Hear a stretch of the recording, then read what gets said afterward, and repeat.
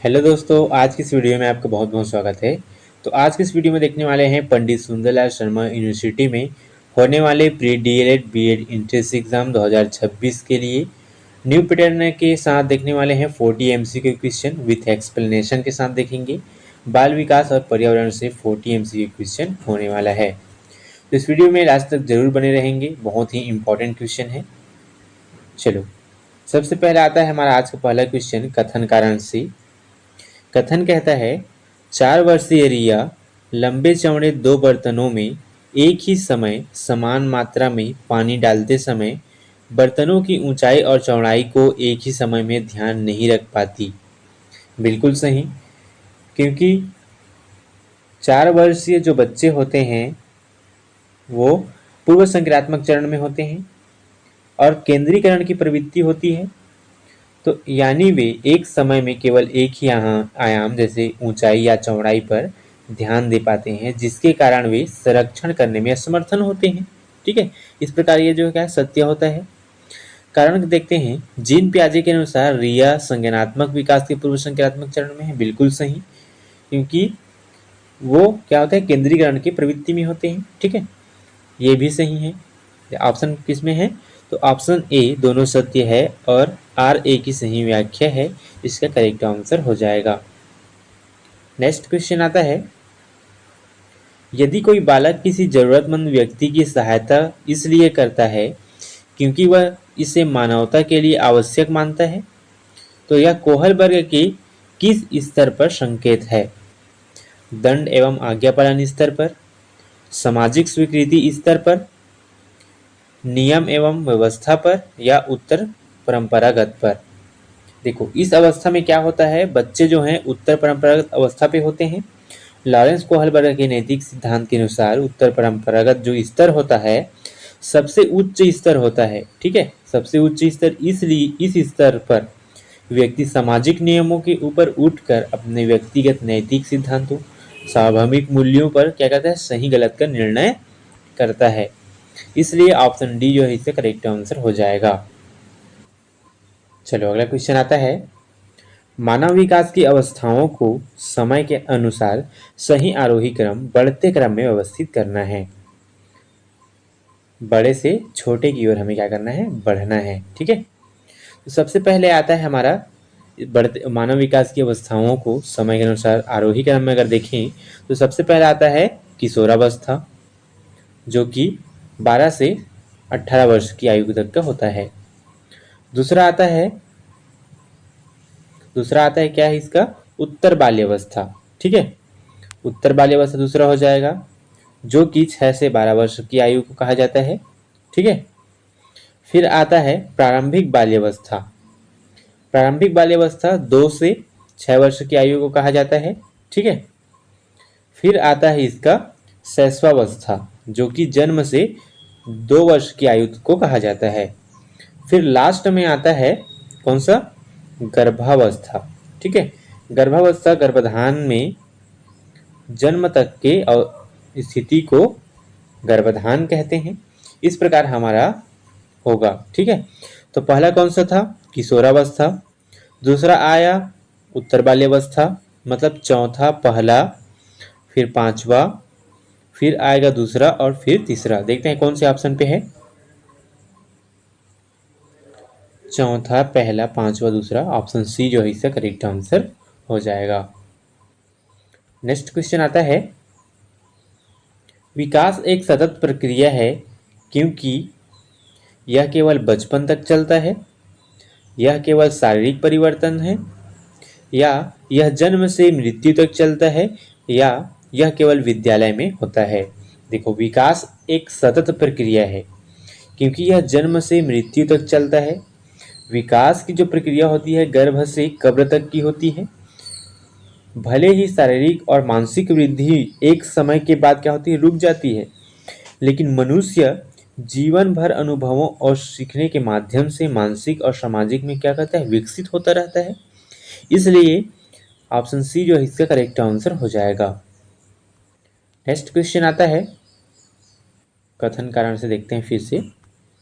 कथनों पर विचार कीजिए। तो वृद्धि मात्रात्मक परिवर्तन है क्या? बिल्कुल सही। वृद्धि क्या है? मात्रात्मक परिवर्तन है, क्योंकि शारीरिक परिवर्तनों से जुड़ी होती है, जिसमें मात्रात्मक होती है, जैसे ऊंचाई, वजन का बढ़ना। ठीक है। विकास गुणात्मक एवं मात्रात्मक दोनों परिवर्तन होते हैं, ये भी बिल्कुल सही है, क्योंकि दूसरी ओर विकास की जो शारीरिक, संज्ञानात्मक और भावनात्मक परिवर्तन का समग्र रूप है, जो गुणात्मक और मात्रात्मक दोनों का प्रकार होता है। इस प्रकार ऑप्शन सी जो है इसका करेक्ट आंसर हो जाएगा। नेक्स्ट क्वेश्चन आता है, निम्नलिखित कथनों पर विचार कीजिए। निरंतरता का सिद्धांत विकास को क्रमिक मानता है। बिल्कुल सही। निरंतरता का सिद्धांत मानता है कि विकास कभी न रुकने वाली क्रमिक प्रक्रिया है। ठीक है। ऑप्शन पहला जो है सही होता है। दूसरा देखते हैं, अनिरंतरता का सिद्धांत विकास के चरणों में मानता है। ये भी सही है, क्योंकि इसके विपरीत जो अनिरंतरता का सिद्धांत होता है, निरंतरता के विपरीत अनिरंतरता का जो सिद्धांत होता है, यह मानता है कि विकास एक क्रमिक न होकर विशिष्ट और गुणात्मक होते हैं। ठीक है। विशिष्ट और गुणात्मक रूप से अलग अलग चरणों में प्याजे के चरण में होता है। इस प्रकार ऑप्शन सी भी इसका करेक्ट आंसर हो जाएगा। चल नेक्स्ट क्वेश्चन आता है, निम्न कथनों पर विचार कीजिए। क्रोध, भय एवं प्रेम संवेग के उदाहरण हैं। क्या कहता है? क्रोध, भय और प्रेम जो होते हैं प्राथमिक संवेग के प्रमुख उदाहरण होते हैं। ठीक है। इसलिए ऑप्शन पहला जो है इसका करेक्ट आंसर है। दूसरा देखते हैं, नैतिक विकास का परिवार एवं विद्यालय में कोई संबंध नहीं होता।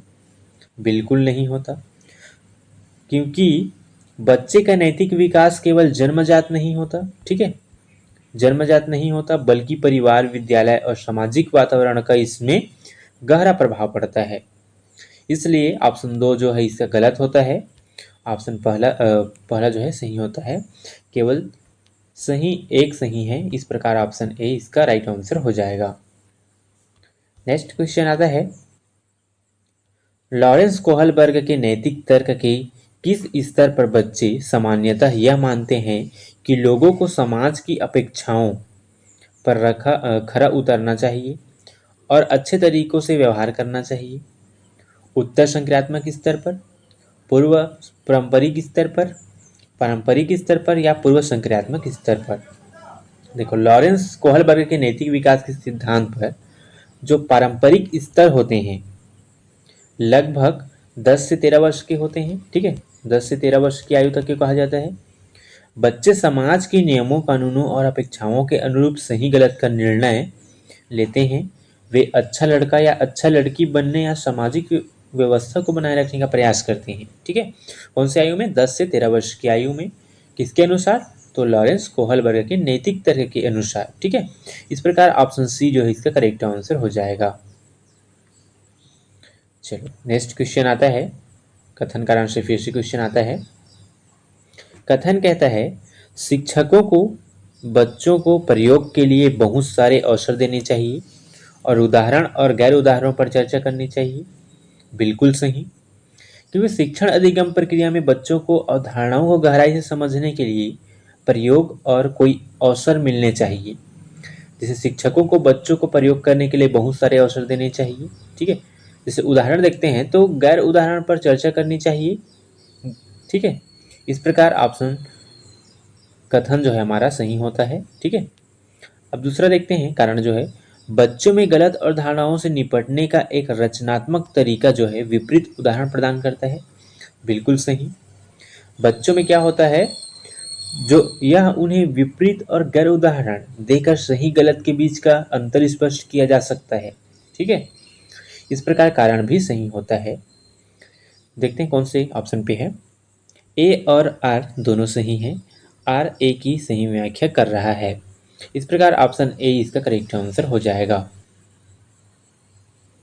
चल नेक्स्ट क्वेश्चन आता है, कथन कारण से। कथन कहता है, एशियाई संस्कृतियां में जो सामाजिक सद्भावना पर जोर देते हैं, क्रोध की अभिव्यक्ति को हतोत्साहित किया जाता है और शर्म को प्रोत्साहित किया जाता है। बिल्कुल सही है। ठीक है। क्या करता है कि एशियाई जो सामाजिक सद्भावना के कारण अक्सर क्या होता है, क्रोध दबाने और शर्म लज्जा जैसे भावों को बढ़ावा देने के लिए परंपरा होती है, कि देने की क्या होती है, परंपरा होती है। इसलिए जो है ये सत्य होता है। ठीक है। मान्यताएं व्यक्तिपरक है और सीखने में कोई भूमिका नहीं होती। बिल्कुल सही। क्योंकि मान्यताएं क्या होती है, संस्कृतियों और मान्यताएं सीखने की प्रक्रिया को प्रभावित करती है। ठीक है, ये भी सही होता है, लेकिन ये सही व्याख्या नहीं कर रहा है। कौन से ऑप्शन पे देखते हैं। ए और आर दोनों सही हैं। आर सही व्याख्या कर रहा है, बिल्कुल नहीं कर रहा। ए और आर सही है, परंतु ए आर की व्याख्या नहीं कर रहा है। ये जो है आपका सत्य होता है। ऑप्शन बी इसका करेक्ट हो जाएगा। चलो नेक्स्ट क्वेश्चन आता है, विभिन्न जेंडर के व्यवहार के बारे में पूर्वकल्पित सामान्यीकरण क्या कहलाते हैं। जेंडर रूढ़िवादिता कहलाते हैं, जेंडर भेदभाव, जेंडर पहचान या जेंडर प्रारूप। तो विभिन्न जेंडर के व्यवहार के बारे में पूर्वकल्पित सामान्यीकरण जो होते हैं वो जेंडर रूढ़िवादिता कहलाते हैं। क्योंकि पूर्वकल्पित या पारंपरिक सामान्यीकरण जो होते हैं जिसके तहत समाज द्वारा पुरुषों और महिलाओं के व्यवहार, क्षमताओं और भूमिकाओं को लेकर एक निश्चित तय धारण कर ली जाती है। जैसे लड़कियां संवेदनशील होती है और लड़के गणित में अच्छे होते हैं। इस प्रकार ऑप्शन ए जो है इसका करेक्ट आंसर हो जाएगा। चलो नेक्स्ट क्वेश्चन आता है, पियाजे के संज्ञानात्मक विकास के चरणों को प्रारंभिक से अंतिम क्रम में व्यवस्थित कीजिए। औपचारिक संक्रियात्मक अवस्था, पूर्व गणक अवस्था, पूर्व संक्रियात्मक अवस्था या मूर्त संक्रियात्मक अवस्था। देखो, पियाजे के विभिन्न जो चरण होते हैं प्रारंभिक से अंतिम क्रम में, तो देखते हैं सबसे पहले क्या होता है, पूर्व, सबसे पहले आता है तो पूर्व गणक अवस्था होती है। ठीक है, फिर आता है पूर्व संक्रियात्मक अवस्था, है ना, फिर आता है मूर्त संक्रियात्मक अवस्था और औपचारिक संक्रियात्मक अवस्था जो होते हैं चौथा नंबर पे आता है। ठीक है, इस प्रकार देखते हैं क्वेश्चन कौन सा होता है इसका। देखो, दूसरा, तीसरा, चौथा और पहला, ऑप्शन ए जो इसका करेक्ट आंसर हो जाएगा। क्वेश्चन आता है, समाकलन कथन कहता है, समाकलन में बालक नई जानकारी के अनुसार पुरानी मानसिक संरचना को बदलता है। बिल्कुल सही है। क्योंकि जीन पियाजे के संज्ञानात्मक विकास सिद्धांत के अनुसार समाकलन जो होता है आत्मसात करना वह प्रक्रिया है जिसमें बालक अपने पुराने ज्ञान स्कीमा में नई जानकारी को जोड़ने का काम करता है। ठीक है, और समायोजन में जब नई जानकारी पुरानी संरचना में फिट नहीं बैठती तब बालक अपनी पुरानी मानसिक संरचना इस काम में परिवर्तन करने का कारण करता है। ठीक है, ये भी सत्य है कि समायोजन में पुरानी स्कीमा में परिवर्तन किया जाता है। ठीक है, इस प्रकार कथन और कारण दोनों सही होते हैं, तो ऑप्शन ए जो है इसका करेक्ट आंसर हो जाएगा। नेक्स्ट क्वेश्चन आता है, हार्वर्ड गार्डनर के बहुबुद्धि सिद्धांत के बारे में निम्नलिखित कथनों पर विचार कीजिए। बुद्धि कोई एक नहीं है बल्कि कई स्वतंत्र बुद्धियों का समूह है। बिल्कुल सही। हार्वर्ड गार्डनर के अनुसार बुद्धि कोई एक इकाई नहीं है बल्कि स्वतंत्र प्रकार की बुद्धियों का अस्तित्व माना जाता है। ठीक है, दूसरा देखते हैं, अंतर्वैयक्तिक बुद्धि और अंतर्वैयक्तिक बुद्धि अलग अलग है। बिल्कुल सही। दूसरों को समझने और क्षमता और अंतर्वैयक्तिक खुद को समझने की क्षमता जो होती है, दूसरों को समझने की क्षमता और अंतर्वैयक्तिक और अंतःवैयक्तिक जो होती है जो खुद को समझने की क्षमता होती है। ठीक है, को दोनों दो जो अलग अलग प्रकार की बुद्धियों के रूप में क्या है वर्गीकृत होता है। इस प्रकार दोनों जो है इसका सत्य आंसर होता है। देखिए कौन सा आंसर पे है, तो केवल बी, मतलब सॉरी, एक और दो दोनों सही हैं। इस प्रकार ऑप्शन सी इसका करेक्ट आंसर हो जाएगा। नेक्स्ट क्वेश्चन आता है 15 नंबर का, निम्नलिखित में से कौन सा कथन समावेशी शिक्षा के बारे में सही नहीं है। समावेशी शिक्षा का अर्थ है ऐसे तरीकों से शिक्षण जो बहिष्कृत न करें। बिल्कुल गलत है। क्या बोले, सही नहीं है बोले हैं, तो ये जो है इसका सत्य होता है। ठीक है, समावेशी शिक्षा का अर्थ है उस शिक्षा शास्त्र को अपनाना जो सभी शिक्षार्थियों की आवश्यकता को पूरा करता है। ये भी गलत आता है क्योंकि ये सही है। एक समावेशी कक्षा भाषा शैली में अंतर को समायोजित करती है और सहयोग को बढ़ावा देती है। बिल्कुल सही है, लेकिन ये इसके क्वेश्चन के हिसाब से गलत है। निर्धारित पाठ्यचर्या और मानक मूल्यांकन के आसपास ही एक समावेशी कक्षा का केंद्र होता है। बिल्कुल गलत, ये जो है पूर्ण गलत है इस ऑप्शन के अनुसार। ठीक है, इसका राइट आंसर हो जाएगा ऑप्शन के अनुसार। चलो चलो अगला क्वेश्चन आता है, अधिगम के स्थानांतरण को उनके प्रभाव के आधार पर कम से अधिक के क्रम में व्यवस्थित करें। सबसे पहले आता है नकारात्मक स्थानांतरण। जब पूर्व ज्ञान नए ज्ञान में बाधा उत्पन्न करता है तो उसे नकारात्मक स्थानांतरण कहा जाता है, इसलिए पहला ये आएगा। ठीक है, नकारात्मक स्थानांतरण। दूसरा आता है शून्य स्थानांतरण। जब पूर्व ज्ञान का नई परिस्थिति पर कोई प्रभाव नहीं पड़ता तो शून्य स्थानांतरण कहलाता है। ये आता है दूसरा नंबर पे। ठीक है, तीसरा आता है सकारात्मक स्थानांतरण। ठीक है, जब पूर्व ज्ञान नए ज्ञान को सीखने में मदद करता है तो उसे सकारात्मक स्थानांतरण कहते हैं। यह आता है तीसरा। दूसरा, पहला और तीसरा ऑप्शन ए में दिख रहा है, इस प्रकार ऑप्शन ए जो है इसका करेक्ट आंसर हो जाएगा। नेक्स्ट क्वेश्चन आता है, प्रतिभाशाली विद्यार्थी कौन होते हैं या उसके लक्षण क्या हैं बोल सकते हैं। स्वभाव के अंतर्मुखी होते हैं, बिल्कुल नहीं। अपनी आवश्यकताओं को दृढ़तापूर्वक कह नहीं पाते, बिल्कुल नहीं। अपने निर्णय में आत्मनिर्भर होते हैं, बिल्कुल सही। जो प्रतिभाशाली बच्चे होते हैं अपने निर्णय में क्या होते हैं, आत्मनिर्भर होते हैं। उच्च संज्ञानात्मक क्षमताओं, तार्किक सोच और आत्मनियमन के कारण क्या कर स्वतंत्र रूप से विचार सटीक मूल्यांकन करने लगते हैं और सक्षम होते हैं, जिससे वे निर्णयों में पूरी तरह आत्मनिर्भर होते हैं। शिक्षाओं में स्वतंत्र होते हैं, बिल्कुल गलत। सिर्फ ऑप्शन सी जो है इसका करेक्ट आंसर हो जाएगा। चलो नेक्स्ट क्वेश्चन आता है, निम्नलिखित कथनों पर विचार कीजिए। प्रत्येक विशेष आवश्यकता वाले बच्चा सीख सकता है, बिल्कुल सीख सकता है, क्योंकि समावेशी शिक्षा में मूल सिद्धांत पर प्रत्येक बच्चा चाहे विशेष आवश्यकता वाले क्यों न हो वे उचित वातावरण मिलने पर सीख सकता है, इसलिए ये जो है सत्य होता है। समावेशी शिक्षा विविधता का सम्मान करती है, बिल्कुल सही। समावेशी शिक्षा क्या करती है, विविधता का सम्मान करती है, सांस्कृतिक विविधता, उत्सव सम्मान करती है। ठीक है, ये भी सत्य है। सभी बच्चों को सीखने की गति समान होती है, बिल्कुल गलत। सभी बच्चे की जो सीखने की गति होती है वो समान नहीं होती, व्यक्तिगत भिन्नता पाई जाती है। ठीक है, मूल्यांकन करना ये एक प्रक्रिया है, यह एक समावेशी दृष्टि की विशेषता के रूप में अधूरा क्या करती है, विचार प्रस्तुत करता है, ये भी गलत होता है। इस प्रकार पहला और दूसरा जो है सत्य होते हैं। ऑप्शन ए जो है इसका करेक्ट आंसर हो जाएगा, पहला और दूसरा। ठीक है, चलो नेक्स्ट क्वेश्चन आता है 19 नंबर का। दृष्टिबाधित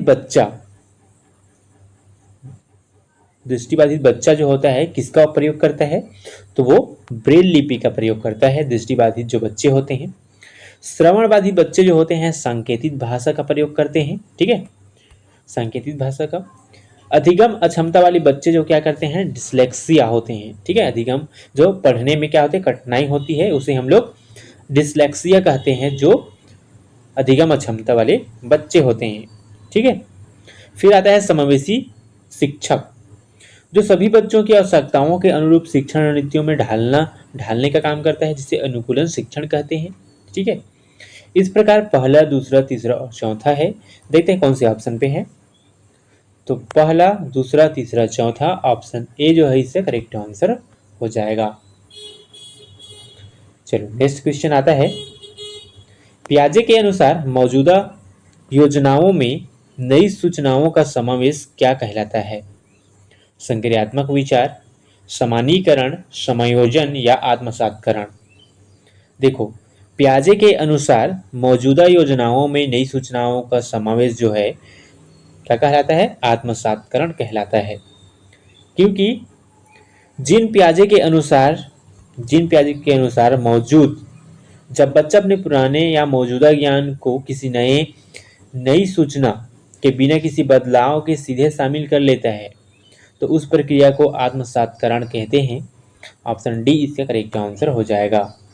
चलो अगला क्वेश्चन आता है, व्यक्तिगत स्वच्छता निम्न में से किसमें सहायता करती है?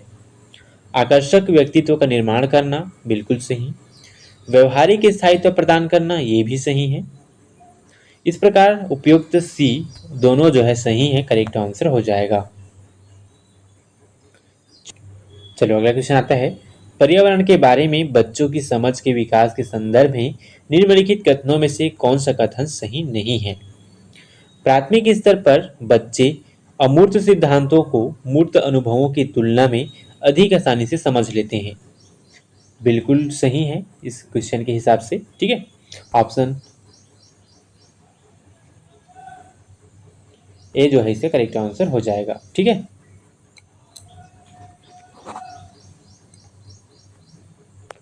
चलो अगला क्वेश्चन आता है, पर्यावरण के बारे में बच्चों की समझ के विकास के संदर्भ में निम्नलिखित कथनों का सही कथन नहीं है। प्राथमिक स्तर पर बच्चे जो होते हैं अमूर्त सिद्धांतों को मूर्त अनुभवों की तुलना में अधिक आसानी से समझ लेते हैं, या बच्चों में पर्यावरण की समझ का विकास सरल से जटिल और ज्ञात से अज्ञात के क्रम में होता है। बच्चे अपने आसपास की घटनाओं के पीछे के कारणों जैसे बारिश क्यों होती है के बारे में अपने स्वयं के तार्किक सिद्धांत बना लेते हैं। तो ऑप्शन पहला जो है, प्राथमिक स्तर पर बच्चे अमूर्त सिद्धांतों को मूर्त अनुभवों की तुलना में अधिक आसानी से समझ लेते हैं। देखते हैं ऑप्शन पहला किस में है, तो ऑप्शन ए जो है इसका करेक्ट आंसर हो जाएगा। नेक्स्ट क्वेश्चन आता है 23 नंबर का, निम्नलिखित में से कौन ईवीएस पढ़ने के उद्देश्यों में कौन सा सम्मिलित नहीं है? आलोचनात्मक चिंतन का विकास होता है, बिल्कुल गलत। कौन कौन सम्मिलित है बोले हैं ना, तो ये सम्मिलित होगा, सही होगा। आलोचनात्मक चिंतन का विकास होता है ईवीएस पढ़ने के लिए, ठीक है, सही है। पर्यावरणीय जागरूकता होती है, ये भी सही है। सामाजिक एवं सांस्कृतिक विविधता की समझ होती है, ये भी सही होता है। तथ्यों का आंतरिक स्मरण होता है, बिल्कुल गलत, ये नहीं होता। इस प्रकार ऑप्शन 1, 2, 3 जो है सही होता है। देखते हैं किसमें है, तो ऑप्शन बी जो है इसका करेक्ट आंसर हो जाएगा। नेक्स्ट क्वेश्चन आता है कथन कारण से। कथन कहता है, प्राथमिक स्तर पर पर्यावरण अध्ययन का विज्ञान और सामाजिक विज्ञान के रूप में अलग अलग न पढ़ाकर एक एकीकृत विषय के रूप में पढ़ाया जाता है, बिल्कुल सही है। क्योंकि प्राथमिक स्तर पर ईवीएस को विज्ञान और सामाजिक विज्ञान में अलग अलग न पढ़ाकर एकीकृत में पढ़ाया जाता है, कथन जो है सही होता है। प्राथमिक स्तर के बच्चे अपनी परिवेश को टुकड़ों या खंडों में नहीं देखते, बल्कि वे इसे एक संपूर्ण या समग्र रूप में देखते हैं, ये भी बिल्कुल सही है। छोटे छोटे बच्चे अपने जीवन में परिवेश को खंडों में विभाजित करके नहीं देखते, बल्कि हर चीज में आपस में जुड़ी हुई समग्र होती है, ठीक है, ये भी सही है। ऑप्शन ए जो है इसका करेक्ट आंसर हो जाएगा, इसकी सही व्याख्या कर रहा है, ठीक है। चलो नेक्स्ट क्वेश्चन आता है 25 नंबर का, समुदाय एक महत्वपूर्ण शिक्षण और अधिगम संसाधन है। देखते हैं, क्या समुदाय एक महत्वपूर्ण शिक्षण और अधिगम संसाधन है? क्यों है? क्योंकि यह वास्तविक से अधिगम वाला समुदाय प्रदान करता है। ऑप्शन बी इसका करेक्ट आंसर हो जाएगा। नेक्स्ट क्वेश्चन आता है, एक शिक्षक जल संरक्षण अध्याय पढ़ाते समय बच्चों को विद्यालय की जल स्रोतों का निरीक्षण करने और रिपोर्ट तैयार करने को कहता है। यह गतिविधि किस दृष्टिकोण को दर्शाती है? यह जो है अनुभवनात्मक और अन्वेषणात्मक गति अधिगम को दर्शाता है। जब शिक्षक बच्चों को जल स्रोतों का निरीक्षण करने और रिपोर्ट करने का तैयार करने को कहता है, तो बच्चे जो स्वयं चीजों को देखते हैं, खोजबीन करते हैं, अनुभव प्राप्त करते हैं, जिसके आधारित अनुभवनात्मक दृष्टिकोण का विकास होता है, ठीक है। ऑप्शन सी इसका करेक्ट आंसर हो जाएगा। नेक्स्ट क्वेश्चन आता है, सहायक शिक्षक के रूप में आप अपनी कक्षा के बच्चों को जल संरक्षण विषय पर एक परियोजना देना चाहते हैं। इस गतिविधि को लागू करने का सबसे तार्किक और प्रभावी क्रम क्या होगा? देखो, सहायक शिक्षक के रूप में आप अपनी कक्षा के बच्चों को जल संरक्षण विषय पर परियोजना देना चाहते हैं। यह जो है यह जो है आपका सबसे पहले कौन आएगा? तो बच्चों को उनके घरों और स्कूल में पानी की बर्बादी के स्रोतों की पहचान करने के लिए कहना। ऑप्शन पहला ये सही होगा। फिर आएगा बच्चों द्वारा एकत्र किए गए आंकड़ों और उनके अनुभवों को कक्षा में साझा करना। दूसरा आएगा। तीसरा आता है जल संरक्षण के विभिन्न उपायों पर कक्षा में समूह चर्चा का आयोजन करना। तीसरा होता है। चौथा आता है प्राप्त निष्कर्ष के आधार पर पोस्टर बनाना, यानी पानी बचाओ अभियान के लिए नारे लिखना। यह आता है चौथा। तो पहला, तीसरा, चौथा, दूसरा, देखते हैं कौन से ऑप्शन पे है। पहला, इसका पहला, चौथा, दूसरा, तीसरा जो है ऑप्शन ए इसका करेक्ट आंसर हो जाएगा। नेक्स्ट क्वेश्चन आता है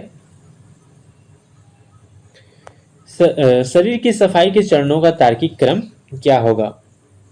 सबसे पहले आता है शरीर व्यायाम और पसीना निकालना।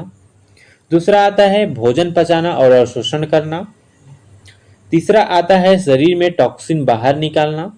और चौथा आता है साबुन और पानी से स्नान करना। इस प्रकार ऑप्शन ए ही इसका करेक्ट आंसर हो जाएगा। नेक्स्ट क्वेश्चन आता है 29वां नंबर का। एक शिक्षक बच्चों में को से कहता है कि विद्यालय से घर तक के मार्ग का मानचित्र स्वयं बनाएं। यह किस गतिविधि का किस कौशल विकास करती है? यह कौन से कौशल विकास करती है? देखो, एक शिक्षक बच्चों से कहता है कि विद्यालय से घर तक के मार्ग का मानचित्रण स्वयं बनाएं। यह जो है आपका पर्यवेक्षक एवं स्थानीय समझ की को विकसित करने का कौशल विकास करती है। ऑप्शन बी इसका करेक्ट आंसर हो जाएगा। नेक्स्ट क्वेश्चन आता है 30 नंबर का। शरीर की स्वच्छता और रोग प्रतिरोधक क्षमता के संबंध में मिलान करें। देखो, विटामिन की कमी से क्या होता है? तो विटामिन की कमी से मसूड़ों की समस्या होती है। ठीक है। आयरन की कमी से क्या होता है? तो आयरन की कमी से एनीमिया, रक्त की कमी होती है। ठीक है। विटामिन ए की कमी से क्या होता है? तो विटामिन ए की कमी से रतौंधी रोग होता है। और विटामिन डी की कमी से क्या होता है? त्वचा का रूखापन होता है। ठीक है। इस प्रकार देखते हैं ऑप्शन किसमें है। तो ऑप्शन ए 1, 3, 4 और 2 इसका करेक्ट आंसर हो जाएगा। चलो, नेक्स्ट क्वेश्चन आता है विशेष आवश्यकता वाले बच्चों के साथ कार्य करने की प्रक्रिया का सही क्रम चुनिए। शैक्षिक सहायता प्रदान करना, आवश्यकता की पहचान करना, प्रगति का मूल्यांकन करना या व्यक्तिगत योजना बनाना। देखो, इसमें एक विशेष क्रम में व्यवस्थित करने के लिए बोले हैं। तो सबसे पहले क्या आ जाएगा? तो इनमें से दो। आवश्यकता की सबसे पहले क्या करेंगे? हम लोग पहचान करेंगे कि बच्चों को क्या क्या चीजों का आवश्यकता है। ठीक है। तो इसमें पहला आ जाएगा ये। दूसरा आता है व्यक्तिगत योजना बनाना। जैसे ही बच्चों का क्या आवश्यकता की हम लोग पहचान करेंगे तो व्यक्तिगत क्या करेंगे? योजना बनाएंगे कि बच्चों को कैसे सही तरीके से उसकी आवश्यकता को पूर्ण किया जाए। ठीक है, यही आता है दूसरा। तीसरा आता है शैक्षिक सहायता प्रदान करना। देखो, बच्चों में जो आवश्यकता किस प्रकार है, फिर व्यक्तिगत क्या योजना बनाएंगे, फिर उसमें शैक्षिक में क्या क्या दिक्कत होती है, सहायता प्रदान करेंगे, कैसे पढ़ाया जाना चाहिए, क्या समस्या हो रहा है, ये जो आपका तीसरा नंबर पे आता है। चौथा आता है प्रगतिगत मूल्यांकन करना। देखो, समस्या का पता लगाए, व्यक्तिगत योजना बनाए, समायोजन किए, अब क्या करेंगे? उसका मूल्यांकन करेंगे कि बच्चा जो है सही है कि गलत है, या कितना जानता है क्या नहीं जानता। इस चीज़ों का हम लोग क्या करेंगे? मूल्यांकन करेंगे। इस प्रकार इसका क्रम होगा। देखते हैं कौन से ऑप्शन पे है। तो दूसरा, चौथा, पहला, तीसरा, ऑप्शन ए जो है इसका करेक्ट आंसर हो जाएगा। ठीक है। चलो, नेक्स्ट क्वेश्चन आता है कक्षा में पर्यावरणीय प्रयोग करवाते समय एक शिक्षक को क्या करना चाहिए? बच्चों को खुद निष्कर्ष निकालने का अवसर देना चाहिए। बिल्कुल सही। अगर कक्षा में पर्यावरणीय प्रयोग करवा रहे हैं तो शिक्षक को क्या करना चाहिए? बच्चों को खुद करके सीखने पर अवसर देना चाहिए, जिससे बच्चे जो होते हैं सीखते हैं। ठीक है, अनुभव करते हैं। ये सत्य होता है। केवल शिक्षक द्वारा प्रयोग का प्रदर्शन करना चाहिए? बिल्कुल नहीं, क्योंकि शिक्षक जो है केवल प्रयोग द्वारा नहीं करना चाहिए। ये शिक्षक केंद्रित विधि कहलाएगा ऐसे में। ठीक है, ये बिल्कुल गलत है। स्थानीय और कम लागत वाली सामग्री का उपयोग करना चाहिए। बिल्कुल सही। कक्षा में हम स्थानीय स्तर पर उपलब्ध और शून्य कम लागत वाली सामग्रियों का उपयोग करना चाहिए, जिससे वास्तविक जीवन से जुड़ाव महसूस कर सके। ठीक है, ये जो होता है सत्य होता है, पहला और दूसरा। ऑप्शन ए जो है इसका पहला करेक्ट आंसर हो जाएगा। चलो नेक्स्ट क्वेश्चन आता है कथन कारण से। कथन कहता है, पर्यावरण अध्ययन की कक्षा में बच्चों से सीधे प्रश्न पूछकर उत्तर हाँ या ना एक शब्द के बजाय उनसे उनके विचार और कहानियों सुननी चाहिए। बिल्कुल सही, क्योंकि प्राथमिक स्तर पर पर्यावरण अध्ययन की कक्षा में बच्चों से हाँ या ना या एक शब्द वाले बंद अंत वाले प्रश्न नहीं पूछने चाहिए। इससे क्या होता है, बच्चे में उनकी कहानियां सुनने चाहिए ताकि उनके अभिव्यक्ति का बढ़ावा मिल सके। ठीक है, ये होता है सत्य होता है आपका।